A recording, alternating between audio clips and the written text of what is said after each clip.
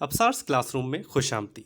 आज की हमारी वीडियो सीएसएस एस्पिरेंट्स के लिए बुक रिव्यू का एक सीक्वेंस है, जिसमें आज हम डिस्कस करेंगे यूएल नोवा हरारी की 21 lessons for the 21st century. ये बुक पाकिस्तान में सीएसएस के लिए हाईली रिकमेंडेड है। ये बुक टोटल 5 पार्ट्स पर मुश्तमिल है और हर पार्ट में तकरीबन 4 से 5 चैप्टर्स मौजूद हैं। हम वन बाय वन हर एक वीडियो में एक चैप्टर को कवर करने की कोशिश करेंगे। इस वीडियो के 2 पार्ट्स होंगे। पहले पार्ट में मैं आपसे कुछ इम्पॉर्टेंट पैराग्राफ्स जो कि इस बुक में मौजूद हैं शेयर करूंगा, और दूसरे पार्ट में हम उस चैप्टर की समरी डिस्कस करेंगे। So starting from the part 1, the technological challenges. इसका चैप्टर 1 जिसका टाइटल है disillusionment. Disillusionment, the end of history has been postponed.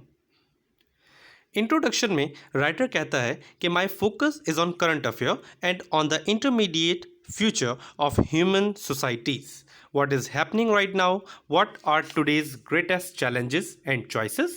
What should we pay attention to? What should we teach to our kids? और ये book पढ़कर आपको अंदाज़ा होगा कि राइटर ने इन तमाम टॉपिक्स के साथ बहुत इंसाफ किया है। राइटर कहता है कि 20th सेंचुरी में हमारी ग्लोबल एलीट जो कि न्यूयॉर्क, लंदन, बर्लिन और मॉस्को से ताल्लुक़ रखती है, ने दुनिया को 3 तरह की स्टोरीज़ दी। एक फाशिस्ट स्टोरी, दूसरी कम्युनिस्ट स्टोरी और तीसरी liberal story. Second world war के इख्तिताम पर फाशिस्ट स्टोरी दुनिया से पूरी तरह ख़त्म हो गई और फिर 1940 से 1980 के दरमियान 2 स्टोरीज़ दुनिया में अपना सिक्का जमाने के लिए आपस में दस्तोगिरेबा रहीं, जिनमें कम्युनिज़म और लिबरलिज़म शामिल है। फिर उसके बाद कम्युनिज़म की कहानी भी एक वक्त पर आकर ख़त्म हो गई और दुनिया में लिबरलिज़म का राज हो गया, जो किसी हद तक आज भी कायम है। लिबरलिज़म ने लोगों को एक नई तरह की आज़ादी दी, ये सोचने समझने की आज़ादी कि वो जो चाहते हैं वो कर सकते हैं। बड़ी बड़ी दीवारों, खंदकों और खारदार तारों की जगह अब सड़कें, ब्रिजेस और बहुत उम्दा एयरपोर्ट्स आ गए, जिनसे लोग एक दूसरे से ताल्लुकात अस्तवार कर सकते थे। ये लिबरलिज़म ही था जिसकी वजह से लोगों को वोट देने की आज़ादी मिली, अपना हुक्मरान कौन होगा ये खुद तय करने की आज़ादी। 1990 से 2000 तक ये लिबरलिज़म तकरीबन तमाम दुनिया में फैल चुका था और तमाम मुल्क इसको अडेप्ट कर चुके थे, लेकिन कुछ ममालिक ऐसे भी थे जिन्होंने लिबरलिज़म को अडॉप्ट नहीं किया, जिनमें चाइना सर-ए-फ़हरिस्त था। लिबरलिज़म या इस आज़ादी को लोग पूरी तरह एंजॉय कर रहे थे कि अचानक दुनिया में 2008 का फाइनेंशियल क्राइसिस आ गया, जिसने इस लिबरलिज़म की स्टोरी को भी सबके सामने फाश कर दिया कि ये दर हकीकत एक बहुत सुहाना ख्वाब नहीं था, बल्कि एक बहुत तारीक ख्वाब होने वाला था। दुनिया में इस लिबरलिज़म की शक्ल को अब चेंज किया जाने लगा। बहुत सारी डेमोक्रेटिक गवर्नमेंट्स अब अपने जुडिशरी सिस्टम को रिस्ट्रिक्ट करने लगीं, अपनी प्रेस की आज़ादी को रोकने लगीं, और अगर इसके ख़िलाफ़ कोई भी मुखालफत की आवाज़ उठाई जाती तो उसको गद्दारी समझा जाता। जिस तरीके से तुर्की और रशिया ने अपनी इलिबरल डेमोक्रेसीज़, या आप उनको डाउनराइट डिक्टेटरशिप भी कह सकते हैं, का आगाज़ कर दिया, और फिर दुनिया कहीं ना कहीं ये बात मानने पर मजबूर हो गई कि वो चाइना की कम्युनिस्ट पार्टी पूरी तरह गलत नहीं थी। और इसी के साथ दुनिया में अब लिबरलिज़म का भी ज़वाल शुरू हो गया। 2016 में बरतानिया में होने वाले ब्रेक्सिट, या फिर यूनाइटेड स्टेट में डोनाल्ड ट्रंप के इलेक्ट होने के इवेंट्स को आप बखूबी देख सकते हैं कि लिबरलिज़म कभी कभी नुकसानदेह साबित हो सकता है।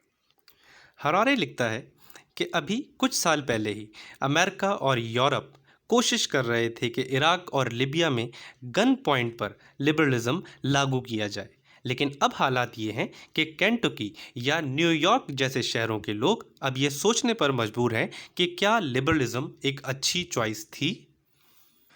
कुछ लोग अब ये भी समझते हैं कि इस लिबरलाइजेशन या ग्लोबलाइजेशन का मकसद और कुछ नहीं, बल्कि दुनिया में एक छोटी सी एलीट क्लास को ज़्यादा से ज़्यादा ताकतवर बनाना था।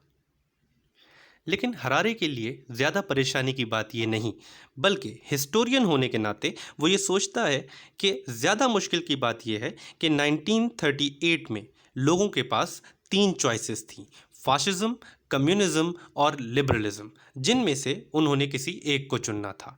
फिर 1968 में उनके पास दो चॉइसेस रह गई, यानी कम्युनिज्म और लिबरलिज्म, जो कि 1998 में एक सिंगल चॉइस बन के सामने आई, जो कि लिबरलिज्म थी। लेकिन अब 2018 में लिबरलिज्म के बाद लोगों के पास क्या चॉइस है? हरारे समझता है कि वो छोटी सी एलीट क्लास, जिन्होंने अभी गुज़िश्ता सदियों में दुनिया पर हुकूमत की, वो भी अब सकते में होंगी, और शौक के आलम में वो ये सोचते होंगे कि अब हमारे पास क्या चॉइस बची है। और कहीं ना कहीं उनके जहन में ये ख्याल ज़रूर आता होगा कि क्या अब हम आर्मागेडोन की तरफ तो नहीं बढ़ रहे। सो फ्रेंड्स, ये था इसका पहला चैप्टर, डिसइल्यूजनमेंट। आई होप आपको पसंद आया होगा। इसमें अगर मैं अपनी राय देना चाहूँ तो मेरे हिसाब से हरारे जितना सोच रहा है उससे ज़्यादा ख़राब हालात आगे आने वाले हैं।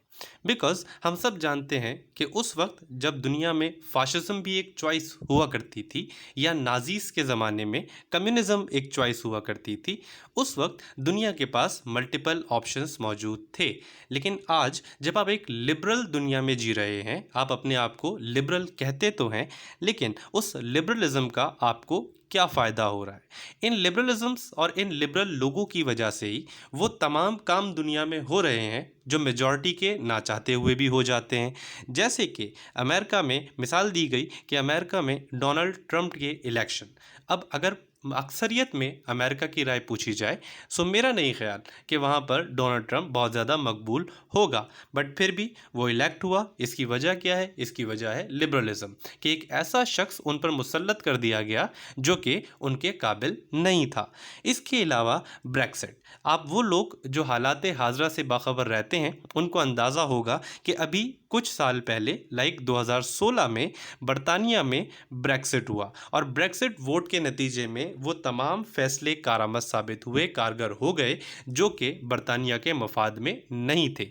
लेकिन क्योंकि बरतानिया भी एक लिबरल मुल्क है और लिबरलिज्म में हर किसी को अपना राय दही की आज़ादी है, सो ये सब हुआ।